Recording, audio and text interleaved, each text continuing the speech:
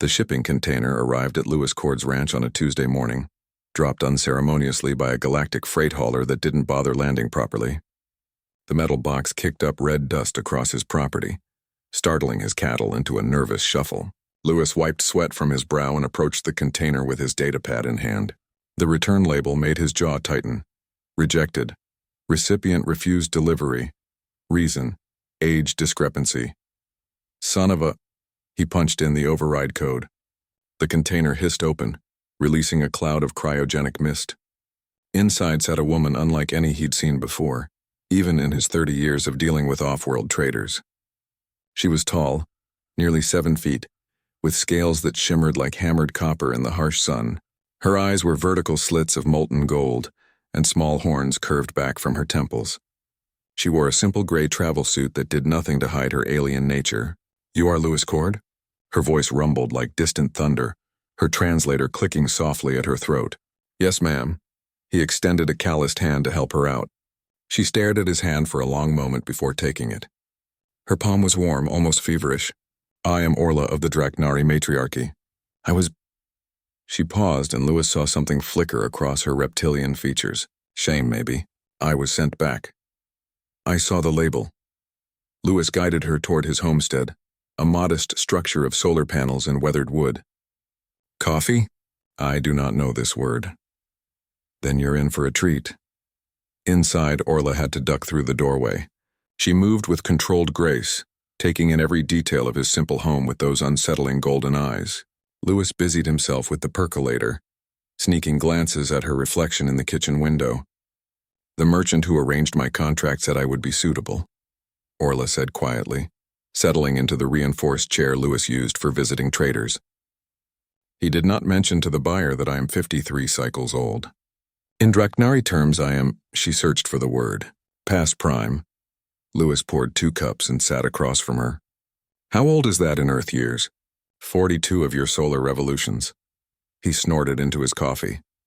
"Hell, I'm 47. We're practically kids." Orla's head tilted, a distinctly reptilian gesture. "You mock me." "No, ma'am, I don't." He met her eyes steadily. "The fellow who ordered you, was he human?" "Yes, from the colony on Kepler 442b. He wanted..." Her voice dropped. "A young mate. Someone to bear him children and maintain his household. When he saw my age in the manifest, he rejected the contract before I even left stasis. His loss." Lewis took a long sip. "What happens now?" "They send you back home?" "No." The word came out flat, defeated. "I volunteered for the program to escape debt bondage on my homeworld. The contract stated that rejection means I remain on the destination planet, to find my own way. I have no currency, no contacts, no..." "Then stay here." Orla's eyes widened, her pupils contracting to thin lines. "What? Stay here. Work the ranch with me." Lewis leaned back, studying her. "I'm not asking you to be anything you don't want to be, but I could use help and you need a place. Fair trade. You do not even know me. I know you got shipped across half the galaxy like cargo. I know someone broke a contract because you weren't young enough. Like age makes a damn bit of difference to anything that matters."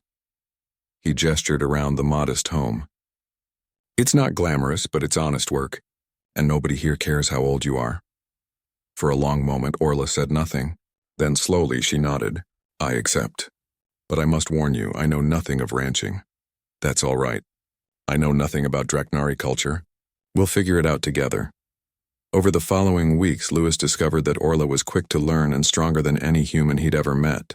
She could carry feed bags that would break a man's back, and her heat-resistant scales made her ideal for repairing equipment under the scorching sun. More than that, she was intelligent, asking questions that revealed a sharp mind beneath her alien exterior.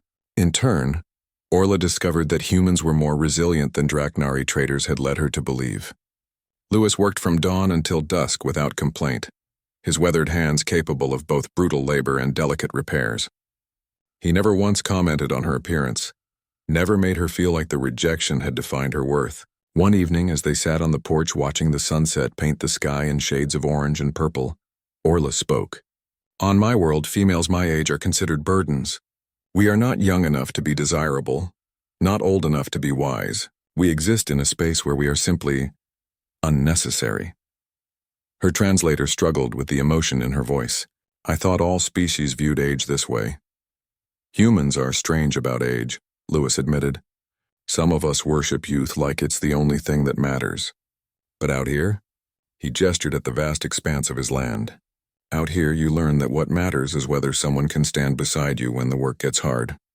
Whether they keep their word, whether they see you as a partner, not property. Orla turned to him, her golden eyes catching the last rays of sunlight. Is that what I am to you? A partner? If you want to be. Lewis met her gaze without flinching. I'm not the fellow from Kepler who wanted a pretty young thing. I'm just a lonely cowboy who could use someone to share the load with. Age doesn't matter. Hell, it might even be an advantage. We've both lived enough to know what we want. And what do you want, Lewis Cord? He smiled, slow and genuine. Someone real. Someone who chooses to be here. Not because a contract says so, but because they want to be. If that's you, Orla of the Draknari matriarchy, then be mine. Not as property, not as an obligation. As a partner. As an equal. Orla's hand, scaled and powerful, reached out to cover his calloused human one. Then I am yours, Lewis Cord, and you are mine. In the distance, the cattle lowed their evening song, and two beings from different worlds began to build something that transcended age, species, and the cold calculations of commerce. They built a home.